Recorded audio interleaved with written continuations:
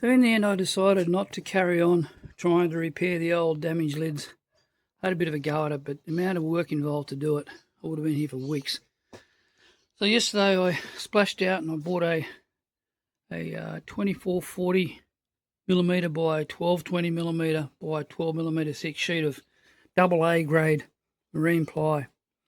Ended up costing about $94 Australian at the local green warehouse. So I got him to slice it on the saw there at 1400, which is the width of the lids on the top. Didn't really think about it, and there's other people waiting. I should have got him to cut a couple of other sizes out of it for me as well. But anyway, so I did all that yesterday afternoon, and today I've been working on this. Now this part here, this is the underside of the harp. So when the piano's back together, this is underneath. So I thought I'd practice on that one first. As you can tell by the lines, I had a bit of a stuff up when I traced around the original lid. Had it on the wrong way around, but anyway. So it's turned out pretty good so far. So I'm currently working on the rear top lid. I'm going to make a complete new one. Obviously the bit underneath there is a new plywood. That's the old lid. And this is the frame. So 40 odd years ago, when I started mucking about with these, a lot of these little metal threaded inserts were either damaged or missing. And at the time, because we didn't have any internet like that, all I could get was these little brass ones. And they're 6mm. The original ones were 5mm. So I replaced them all except that one, which was a good 5mm. I've just replaced that with a 6mm this morning. But what I've just discovered is that obviously because the holes were worn, I had to drill them out back in the day. Not all of them lined up with the holes in the cover, which probably explains why I only had 3 screws holding it when I pulled it apart. So now I've got to locate the holes in the new piece. So I'll show how I'm going to do that in a minute. So the holes, this hole on this side and the equivalent hole on that side, are in the right position. So when I screw that onto the frame, everything lines up properly. So they're going to be my guides. I've got a drill bit here which has been sharpened. There's a sheet metal or flat bottom sheet metal drill. So you can see on the end of it there with this single focus, it's got a little point. So I'm going to use that in here. So I'll put that in the other way around, obviously, and I'm trying to get my hand out of the way. So I'll use that in here to spot where the hole's supposed to be on the new piece.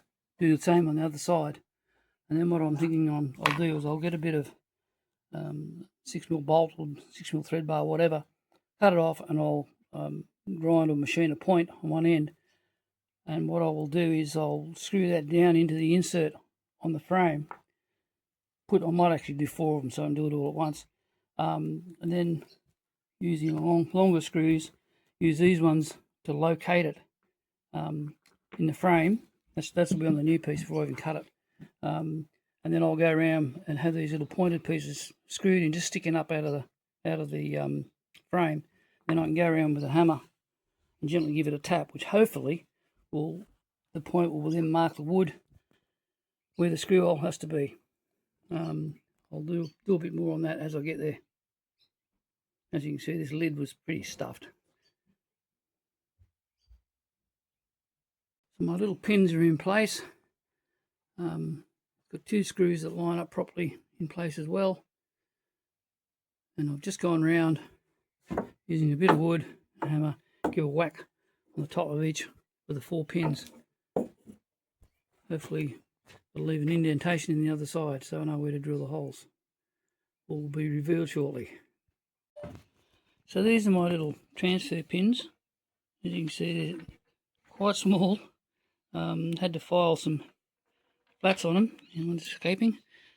Had to file some flats on them to be able to screw them in, and here's one which is still in place. Down here somewhere. Here we go. So I had those 4 of those in place. We lined up the lid with the 2 holes I'd already drilled, screwed them down, then went around with a block of wood, give a tap on the top, and it turned out really well. I'm pretty happy with it. As you can see here, that mark in the middle there, you've all got to drill the holes, and I've got 4 of those. So yeah, that turned out really well. I'm pretty happy about that. Next step is to drill the holes, and then I can bolt it, screw it down and mark it out and cut it out. So I've drilled all the holes. I've made the holes 6.5 millimeters just to give me a bit of wriggle room. And as you can see, it's turned out really well. Now I've got that little piece there had to be cut out to give the clearance down here. The distance between this part here and the corresponding part on the other end is 1400 millimeters. And I got the sheet cut at 1400, but then I had to cut another couple of mil out of it just to give it clearance. Once I mark it out, it'll be cut off across around here somewhere. So it's all going to plan at the moment. Plan's actually about 10 minutes ahead of actual work, but anyway. A little bit further on, I just screwed the lid on, turned the whole lot over so I could trace around the frame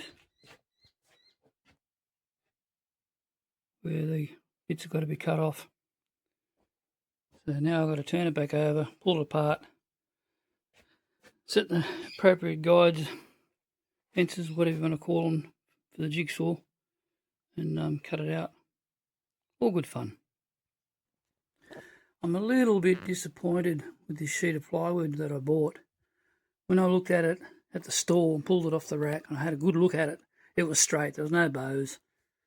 But since it's been cut, it must have relieved a bit of stress or something in it, or induced some stress, and it's since bowed in the middle here, about where the clamp is.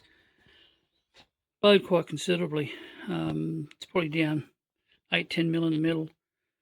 So I've got this big lump of heavy duty rectangular aluminium tube that I had in the shed, so I'm using that as a strong back, and I've got the clamp on it. I'll just see what happens overnight, see if it makes it any better. On the front edge of here, there's another piece of wood sits out the front. It's got a stiffening beam or stiffening rib along the front of it, and the two pieces are joined together with a hinge, piano hinge, funnily enough. So yeah, it won't make any difference to the performance of the piano. Maybe I'm being a bit too pedantic, I don't know.